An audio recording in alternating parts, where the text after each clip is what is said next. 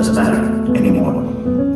Your sanity, your peace of mind, you cannot put a price on it. There's no price tag for peace of mind. I remember the very first night I was done with a narcissist. I slept peaceful and content for the very first time in many years. And I had absolutely nothing to my name. No material things. Completely, almost $150,000 in the hole before I understood and realized it.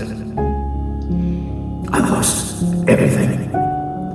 And I had nothing, but I had peace of mind, finally.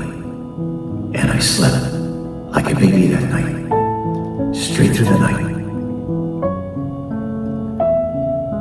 And it took a while to start to understand what I went through and how it happened to me.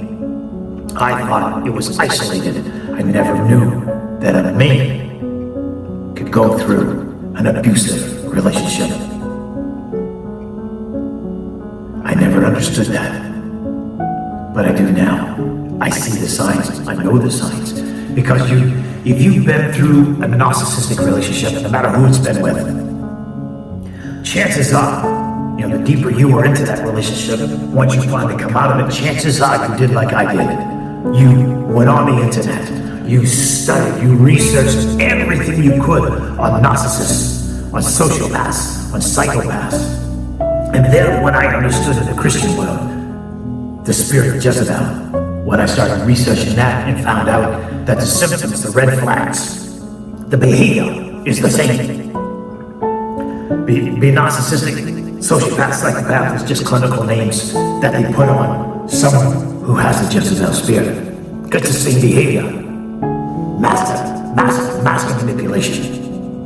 Mind-boggling manipulation. It alters the way you think. It alters the way you see life. It alters the way you see reality. And what you know is truth, but you start doubting what truth is. You start doubting what reality is. And if you haven't seen it, I encourage you. It's an older movie, but Gaslight from the year 1944. Find it on social media. Watch it.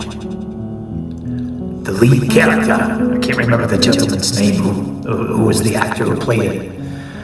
But what you see him do, the gaslighting, the manipulation, the altering and perception of reality that he does to his wife, his behavior, it's not exaggerated one bit. As a matter of fact, I think that behavior was held back a little bit in the depiction of that in that movie. It is mind-blowing because at first, unless you understand what narcissism is, what the Jezebel spirit is, you have no idea that you are being toyed with, that you are being manipulated. You have no idea. Because how can this person who cares about me, supposed to love me, has my well-being at heart, how can they be deceiving me? How can they be manipulating me? How can they be, altering my perception of reality and doing these little tiny things? And then when you say something, they say something like, I wasn't serious, you're just so sensitive. You're not sensitive, my friend. If the words somebody says hurt you, you're not being sensitive.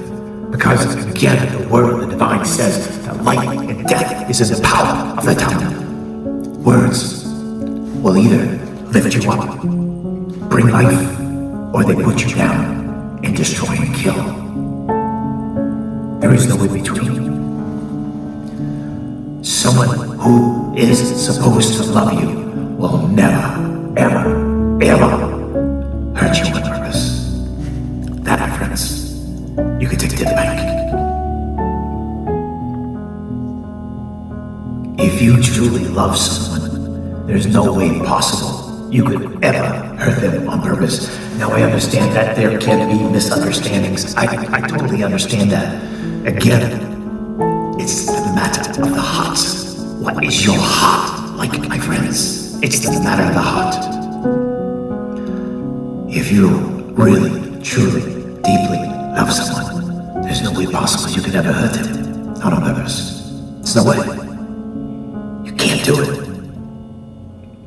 Love is that powerful. Let the love of the divine get into your mind. It gets into your mind, and then it gets into your heart.